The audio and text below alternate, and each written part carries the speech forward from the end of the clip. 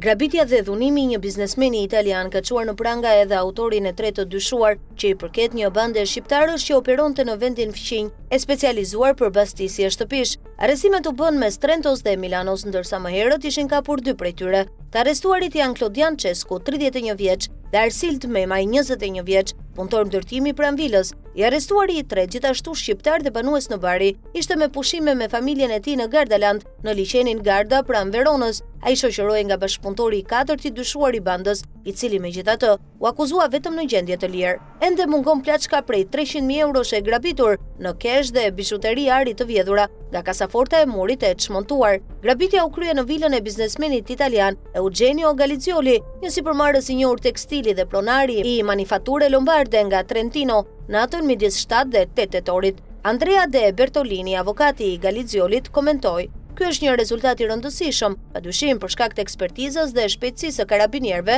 në hetimin e tyre. Ne besojmë se të gjithë grabitësit do të identifikohen së shpejti përfundimisht dhe shpresojmë që mallrat e vjedhura tani do të rikuperohen." Galizioli falenderon hetuesit për profesionalizmin e tyre. Sipas hetuesve, ata janë një grup kriminal shumë i aftë, i mësuar me planifikimin e krimeve të ngjashme. Një nga burrat e arrestuar punonte në një kantier ndërtimi jo shumë larg shtëpisë së Galiziolit. Gjatë hetimit u sqarua edhe metoda me cilën grabitësit hyn në vilë përmes një dritareje. 72 vjeçari u gjet në gjumë dhe u mbajt peng për më shumë se 4 orë në vilën e tij në Via Falsolgher në Trento, midis San Bartolomeo dhe Villazzano, me armë zjarri dhe me një thik në fyt. Viktima u detyrua të tregonte vendin e fshehjes së kasafortës në dhomën e ndenjës. Kur Galizioli refuzoi të jepte kombinimin e kasafortës, 2 nga ajdutët u larguan me makinën Skoda Octavia Sedan të biznesmenit drejt kantierit të ndërtimit, ku njëri prej tyre po punonte dhe vodhën pajisjen. Mullirin hapse për kasafortën, informon media italiane. Pas grabitjes, ata braktisën mjetin e biznesmenit,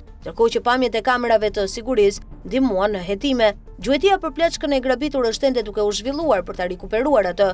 Klodian Çesku dërguar në burgun Spini di Gardolo, Arsild Memaj në burgun e Milanos dhe i treti i arrestuar në Verona, të gjithë në pritje të gjyqit.